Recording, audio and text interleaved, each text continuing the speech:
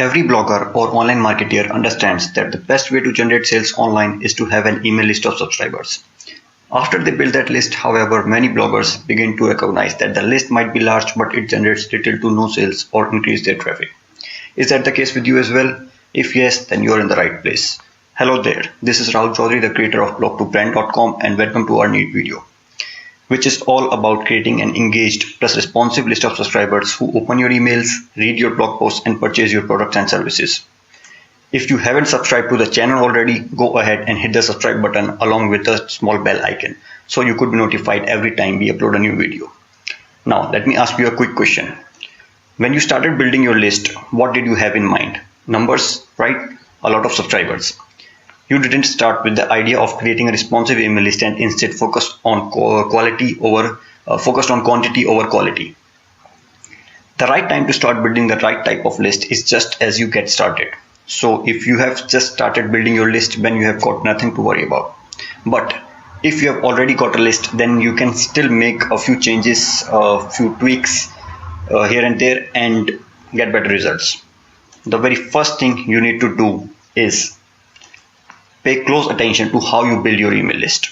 First of all, you don't need a huge list of subscribers. You just want a better conversion of subscribers to customers.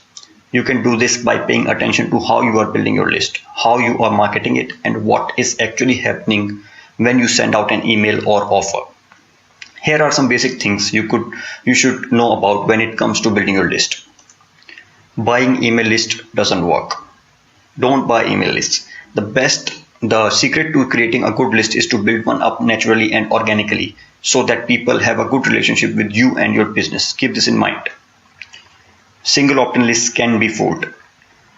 You may put out an opt-in form and be congratulating yourself on the number of signups until you find out many are fakes or generated by online bots. That's why you should use a double opt-in to verify your subscribers and build a better list. More about this later in this video. Targeted demographics are better than niches. Demographics tell you that the reason why people buy, while niches just assume everyone on your list is interested. You will have a better luck by understanding the psychology of your list rather than just relying on categorical niches for email marketing. Automate what you can. Therefore, there are plenty of products and services to help you streamline your online business. There's no reason why you should be struggling with responding to each and every email unless there is some reason for personally responding. Learning about the technologies and tools available can save you valuable time and increase your bottom line.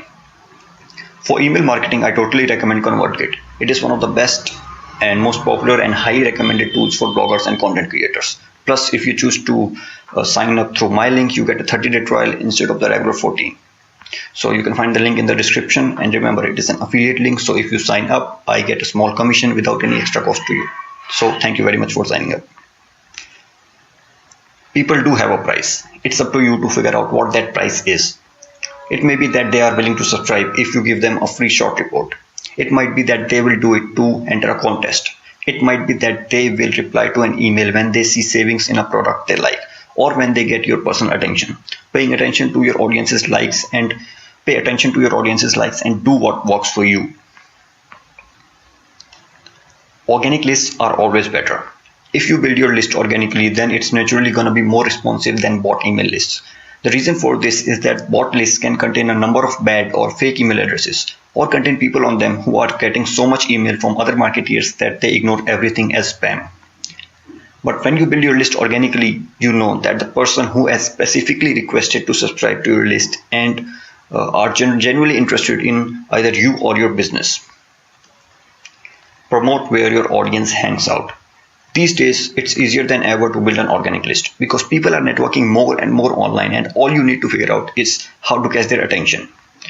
Don't just put an opt-in form on your website and expect that using that simple action will get thousands of email subscribers for you. People will still have to find your site, and if your traffic is low, this can be a major stumbling block. The solution is to not just put your opt-in on your site, but to do it at places where traffic that is interested in your niche congregates. That's where social network, forums, groups come into play. Get in the habit of building an online presence on various social networks. You will have to create a profile and start networking with people on these sites to hook into potential customers. Once you have them interested in either who you are or some common interests related to what you market, you can start posting updates on these links or links to things that you want to promote to get traffic from these sites back to your opt-in offers.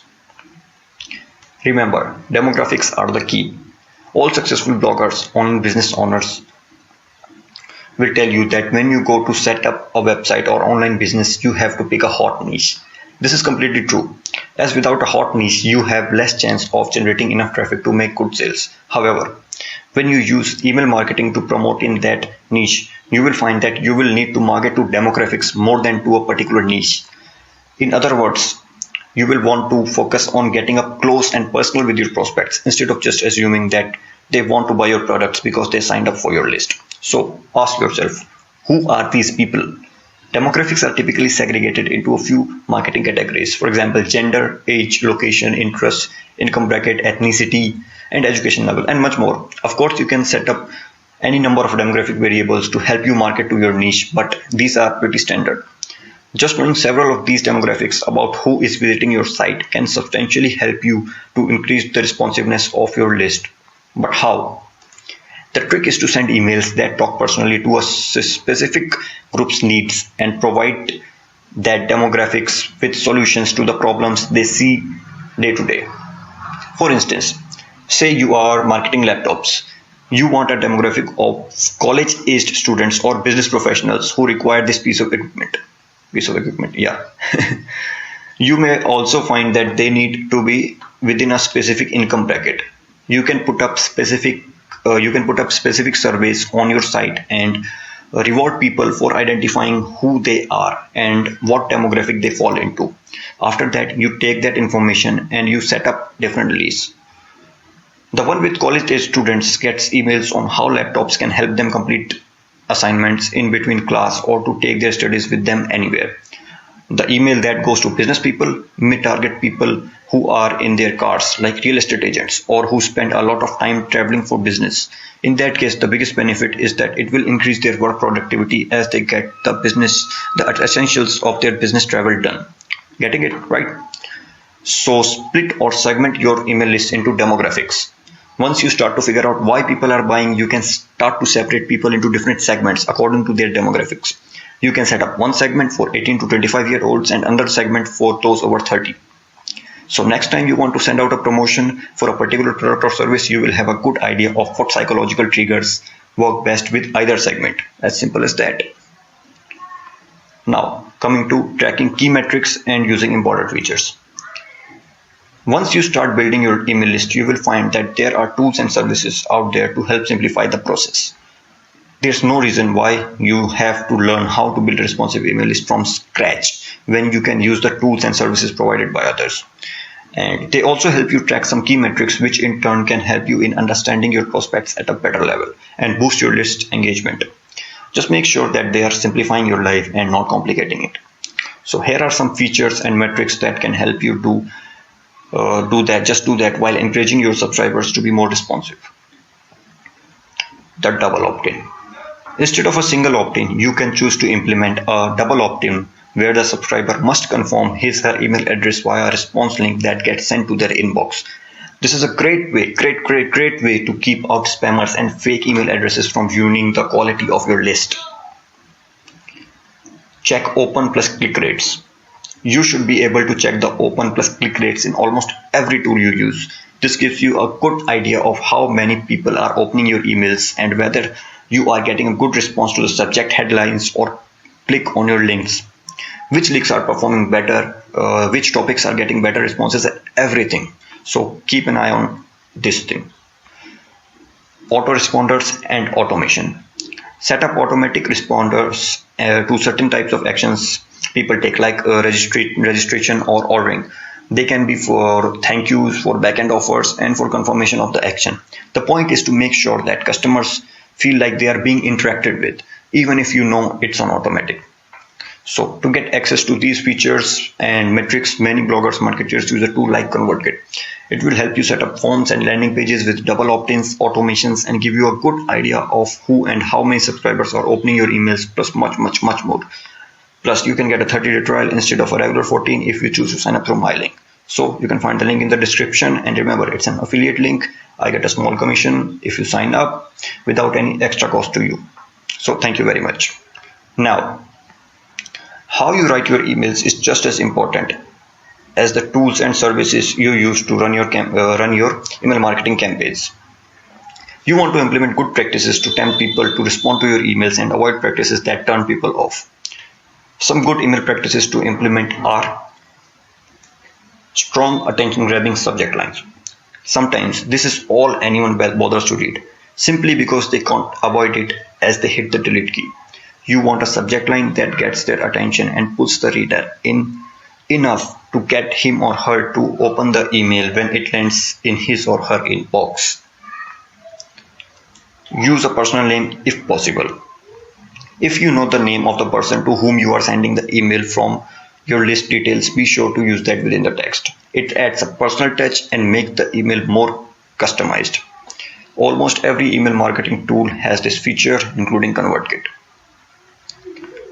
Keep it short. There's just isn't enough time in the day to read really long emails anymore. People will tend to skip long emails or skim them for the salient points. One way to get past the resistance to reading the email is just to keep it somewhat short. Highlight salient points. Use a lot of white space, bolding, subheadings, noticeable fonts, and bulleted lists to get your message across. If a person can open your email and quickly determine what you want without too much fuss, you have a better chance of getting them to click your link offers. Your link and offers. Make sure your link is easy to spot and available to click. Tell the reader what you are offering them if they click on that link. Make sure to sell benefits instead of features. The unsubscribe button or unsubscribe information. As a matter of courtesy, you should have unsubscribe information in every email you send. It's not because you actually want people to unsubscribe, but because you don't want to be accused of spamming them. Now, avoid this. Do not spam people. It's not just annoying, but it can also get you in trouble with your ISP, internet service provider, or worse, federal regulators. So never ever spam people. Now, what's the best day to send your emails? Let's face it, most people are not available during the holidays. That's the time they are spending face to face with their families and relatives and are generally not online. If you create a stunning email marketing campaign and roll it out during a holiday, it is bound to flop. Therefore, knowing when to send and what times are best for what type of emails is crucial to getting better response and conversion rates. Think work week. As a blogger marketer, you may not follow a standard work week, but more than likely your subscribers and customers do. That's why it's important to understand the psychology of why some days are better than others for different actions. And mostly it's because people are following a standard work week. Research has shown some clear trend on specific days for open rates. It seems like Tuesday is the day bloggers, marketers send out most of their emails as it has highest send rates, including me. I send my emails on Tuesdays as well. So realistically, Wednesday may be a better choice if you want to stand out from the crowd and get your emails in line. But it's a good idea to try to use the standard work week to make sure to avoid days when it definitely is not a good idea to send a campaign out on like Sunday. Other than that, you can pay attention to the open rates for your particular subscribers to be sure they follow similar trends. It may be that their business doesn't work on standard work week and that the general model or research won't be well suited for you. So do some testing of your own, and if you want to get better results, you might get surprised. Keep in constant contact. With email marketing, perseverance pays off. You may think that because you didn't get a good number of bites the first time you send out an email with an offer, that it's not a good offer. It may simply need a bit more repetition to get the message across. People tend to cozy up to things that they get more and more familiar with. So try to continue to market something a few more times before giving up on it. Also, try to keep in constant contact with the people on your email list. If you let many days go by without a word, you really do lose the attention of your people on your list. In the worst case, they may already be wooed by your competitors. To keep this from happening, you just need to follow some simple rules. Be frequent. You don't want to send emails that are just sales promotions. However, you do want to be in constant contact with your email list. If you send out an email on Monday about some hot tips you discovered that can help make your subscribers' life easier, they may be more willing to open the next one you send, which might be a product promotion.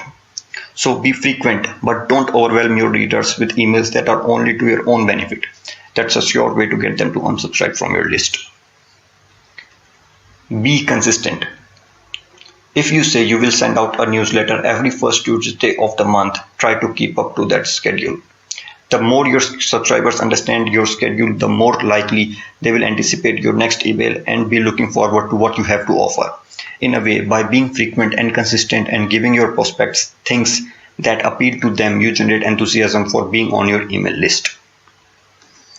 Be responsive too. Finally, the best way to build a responsive email list is to also be responsive to your list's needs.